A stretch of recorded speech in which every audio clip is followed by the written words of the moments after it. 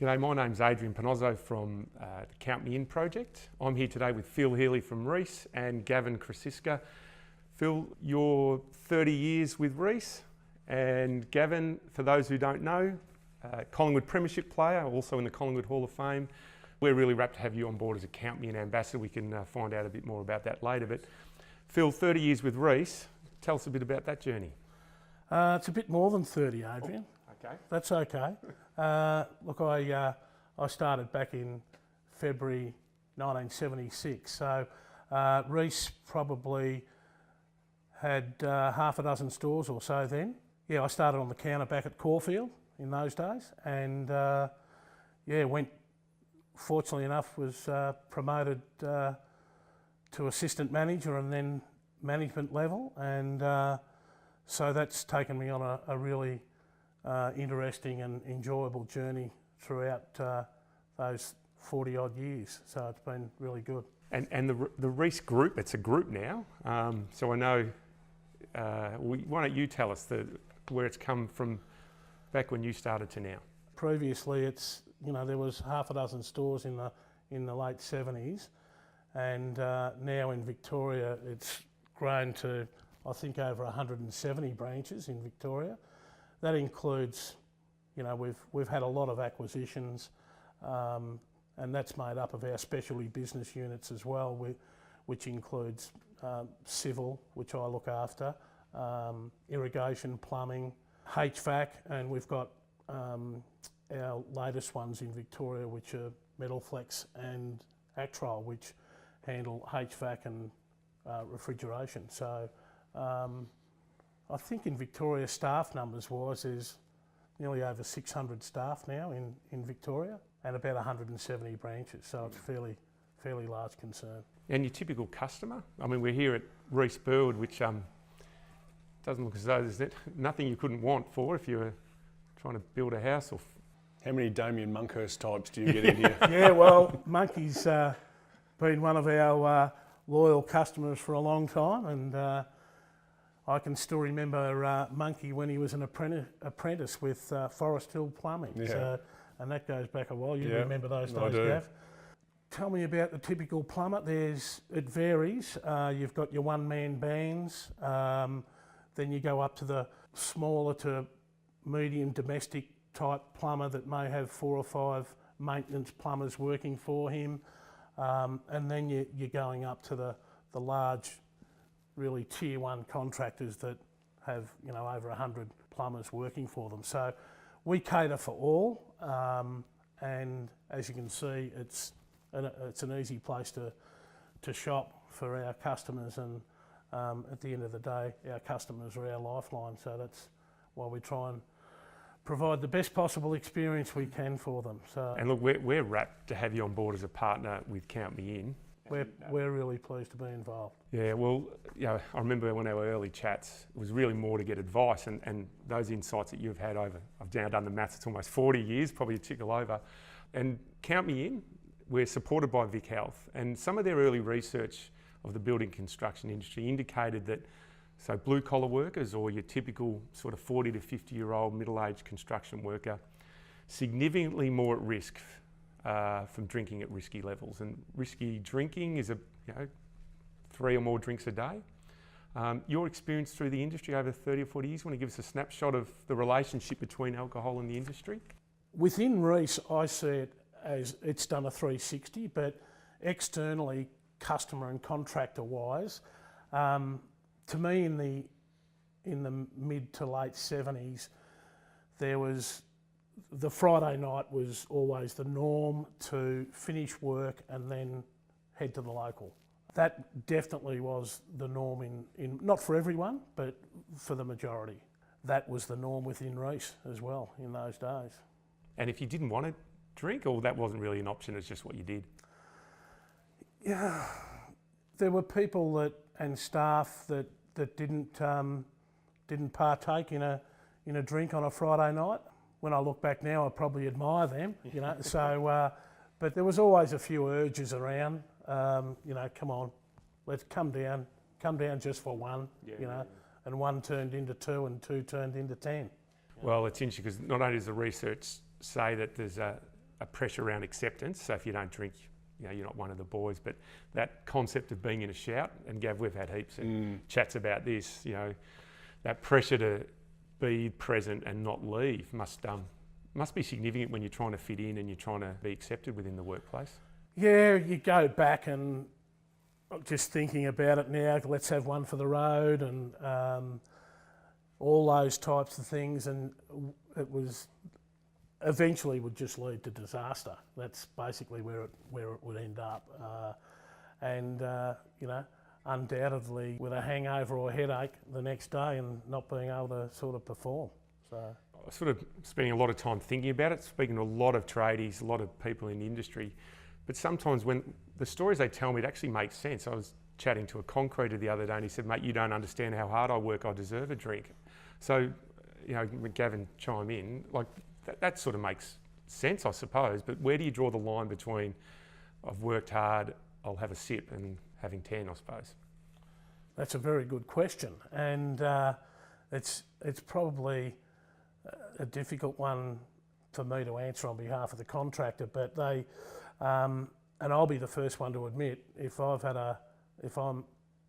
worked hard or mowed the lawns at home and done all that sort of stuff, I'm looking for a beer. I'm thirsty.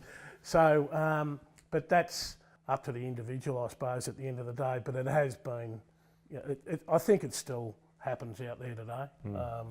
Within Reece, in my time at Reece, I've seen a massive 360. When I started, there was no alcohol at the branch, even though, on a Friday it was quite common for a Reece manager at the time to take a customer down to the local for lunch, have a few beers. But never in the shop in those days did I see a beer. Through the 80s, that really changed. It became what the crazy 80s, as it's known. But within our shops, there was a culture of a Friday night. I know in some of the branches I worked and managed, and I was the leader, there'd be up to 30 or 40 plumbers, contractors there on a Friday night. Now we served heavy beer, said 3 Hail Marys and an Our Father and hoped they got home safely. So today at Reece we've had significant change in that area. In fact, I can't remember the branch I'm presently at. I've been there for 12 years, I think now, but I haven't seen a beer drunk on site there for 10 years. So alcohol and cigarettes, there's been massive changes within the Reece Group. Also, Christmas time, it was, in the 70s and 80s and 90s, it was quite common at Christmas time. You're really good and loyal customers that, that thanks for your your support. There's a slab, there's a bottle of Johnny Walker or whatever. Now, for the last 2 years, we've completely changed that. Where now it's a hamper, it's something for the home. So we've steered clear of handing out alcohol as a thank you. So, and that's been really good. And that's what you were talking about at the start, Adrian. It's the culture, and I think with all the evidence and the research and the information that we have nowadays in terms of the harm that alcohol causes, not just individuals but organisations as well if it infiltrates, it's just a really important thing to stand by your word and do what you're doing. I think it's an awesome thing to do, and I've been involved with the footy clubs and so forth, and I think the next step of it is, it's not to take away the Friday afternoon drinks or the Saturday afternoon get together or whatever it may be, but it's about the judgments that people go. So I don't drink anymore, Adrian, as you know, and that's because my drinking and drug taking escalated to dangerous levels, and there were negative consequences around my use, and thankfully I was able to be shown treatment and I was actually able to change my life again. But I'm talking about, mine was the extreme, so I crossed that line into addiction, and I think when you're talking about the levels that some of those guys are talking about, that's risky levels. And in the organisation that I work in now, which is an addiction treatment service, we have many people that come in that start off exactly with what you're talking about. It's just Friday night drinks, and then the Friday night becomes a Friday, Saturday night drinks, then Friday, Saturday night isn't enough, and then it goes into Sunday, and then that's when the work starts getting in the way as well, and you'll see the negative consequences with guys not showing up to work, or they're not doing their job properly, or they're not doing the, purchasing the fittings correctly, or whatever it may be. And it's just that progression, and I think what Vic Health and what you guys are doing is an awesome thing to do, to say, okay, we're not saying don't drink, but just be wary when you do drink, what the consequences could be, and I think that's a really, really key component of what this is all about. Well, thanks, Gav, because one thing I've come up against, Phil, is when I speak to people in the building construction industry, we're talking about culture, but they think I'm talking about OH&S. So they go, mate, dry site, no one blows numbers. We haven't had anyone blow numbers for months. We haven't had anyone test for months. And to me, they're different things. And I'd like to share a story and get your opinion on it. I was chatting to a young engineer, and she was telling me a story of she was working remotely, and her senior manager, and I'd like to get you insights around the influence of senior managers. He was proud because none of his crew ever blew numbers, but they all had to have at least 5 drinks. No one could leave until everyone had 5 drinks every night, and they were on a 10-day rotation, I think. Now the impacts with her, she said, I had to drink 5 alcoholic drinks every night because that was the rule. But there was another bloke she told me about, a young father, and if he didn't get in front of his Skype by 7 o'clock, he wouldn't be able to speak to his kids. So it's funny how people think they manage a good culture or drinking's under control, but that's their measure. And look, senior managers have an enormous influence on how the staff operate, because going back to those days, I wanted to be like the manager. I wanted to be him. I wanted to have his job or work hard and get to where he was, if not further. And if the manager was providing beer on a Friday night for the staff and customers to have a drink, and you said before about influence, you would feel not part of it if you weren't involved. So there was an essence of influence, and that's where senior management have an enormous influence on staff and culture. Would you feel not a part of it if you were welcomed in like everyone else and there was no judgment put on you? Because I think the big thing, and I experienced this through footy clubs, and we had a couple of strong-willed guys who never drank. And we would have a go at them and be smart with them and say, come on, I won't mention their names, but come and have a beer. And we just knew they wouldn't. And I thought that was really, just really strong for them to stick with what they wanted to do. But we never judged them for it. Did you see other blokes though who you knew didn't really want to drink but did? Like you bet. So if you had the same conversation with some of these other guys and it was only a bit of a muck around saying, come on, you've got to come and have a beer and whatever, and they didn't, well, they felt judged, so therefore they would actually do a lot more than what they wanted to do. And one of our captains was a prime example of that back in the day, because he wasn't a drinker. But at certain stages of the year, there was some really strong personalities that got him in, and the poor bugger had really rough times on our Mad Mondays and the end of season times, because he just never drank. But I think the judgment on people in terms of if you don't drink, or I make you feel like that if you don't drink, that you're not going to feel a part of. But if I say there's Cokes, there's coffees, there's everything here, please just come here and just be a part of. Whether you've got a beer or an alcoholic drink in your hand, it's irrelevant. It's about you being here with us. Yeah, it's interesting. I was chatting to another guy, quite senior guy within the industry, and people started to pick up that he was turning up to functions drinking mineral water.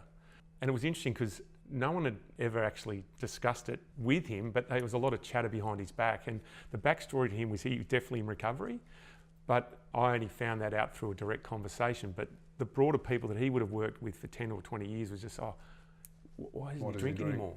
So why is it so difficult to have that conversation, do you think? It's not for me, because when I stopped drinking, I got into recovery. I wanted to utilise my profile for that exact reason, to make it okay for people to say, do you know what? I don't drink healthily anymore, and if I continue to drink, I'm going to lose a whole range of things in my life, so I don't drink anymore. It's a difficult thing to do. I always encourage people to say, just to be honest.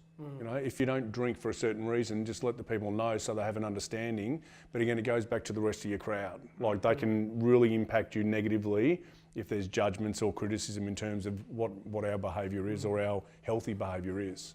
Because Phil, you guys did a brief snapshot survey with your, I think it was your health and wellbeing theme at the end of 2017, just a few months ago, and that had some interesting insights in it. I mean, I certainly had some interesting takeaways around, you know, the amount of the level that people were drinking, and that you know, almost half of them never really thought about changing those drinking habits. No, and that's right. Ebony Alexander did this survey, and the results that came back were quite alarming. Actually, there was. Well, alarming's one way to put it, but Gav, I'll be interested to get your take on this. The disclosure was quite interesting, because I think about 60% disclosed that they probably had about 3 drinks a day. Yeah. So, you know, I think that there's probably a strong bond of trust that they would give up that information. What's typically reporting like in a... Well, if they've been honest and upfront like they have been, which I think is fantastic, and said they're having 3 drinks a night, I'm tipping we normally double it. So whatever people say in, like when we do assessments and so forth, if they say I'm having 3 drinks a night, well, I'm going to say you're probably having 6 or more. Well, which is dangerous levels. Right. The frequency was interesting to me, the frequency, like every day. And then about half of them saying that, oh, look, I never really thought about it.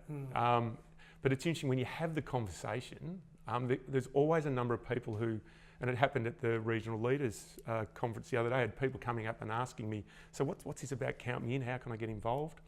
I was speaking to a tradie on site and called me the alcohol bloke and said, no, you can't stop me drinking, I work hard. And then he said, so what are you going to do?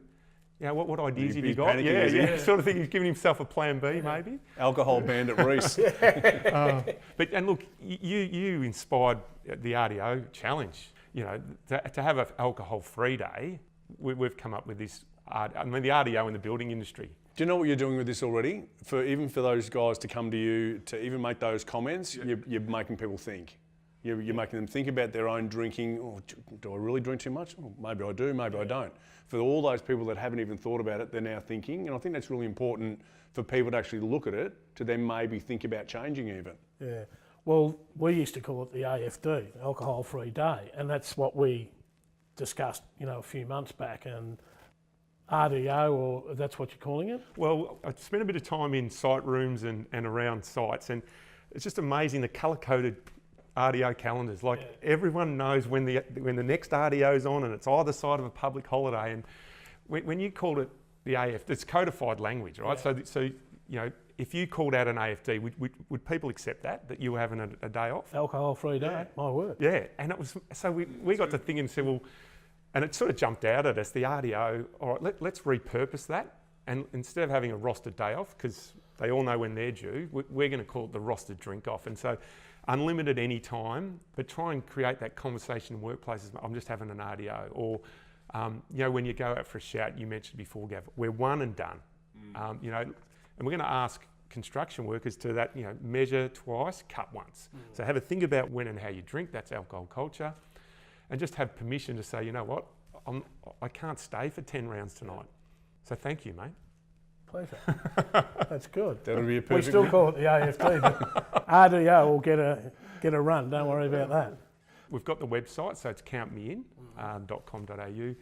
And again, thanks for your support. So through your network of branches, and I mean, you must have thousands of conversations a day with tradies over the counter. Yeah, we do. The scale of your business, you've told me how many tradies, and they're getting on smartphones, apparently, is that right? Yeah, that's right. Because we were told that, 40 or 50-year-old blokes are not necessarily digitally savvy, but your footy tips and your digital platforms, you guys are doing a lot in the digital space, I understand. We certainly are. That's where we focus a lot of our investment on at the moment. You know, we want to be digitised, simple as that, at the end of the day. And we want to help our customers. And as you say, those guys my age, right, maybe not so old, we want to keep them up to speed with technology, and the best way to do that is for us to master the technology and the ideas and be able to demonstrate it on our mobile phones when we're out in the field seeing the contractors in a ditch or wherever they may be. Well, we'd love them to check out the website. We've got a bunch of resources there. The RDO Challenge will be launched through there. Yep. And people like yourself, regional leaders, I think if any of the Reece staff want to participate, either themselves at the branch level or with their customers. There'll be information available through there. If they want to hear Gavin and more about his story, we have the face-to-face presentation, so still old school and the online stuff. It'd be great to hear from the regional leaders and the branch staff. No, we can certainly get behind that, Adrian. No doubt about it. Thanks for your time today, Phil. And thanks, Gavin. You got a tip for the finals? What do you mean a tip? Let's go with the pies. anything can happen in September. I can't see any obvious colours No, here. it's a little bit bland on the footy stuff here at Burwood. But Anyone's welcome at Reece? yeah, my word. The Tigers for me. It's an easy. It's an easy get. It's theirs to lose. All right, good. Thank you. All right, thanks, fellas. Thanks, guys. Thanks, Gav. Thanks, Thanks, Adrian. No worries.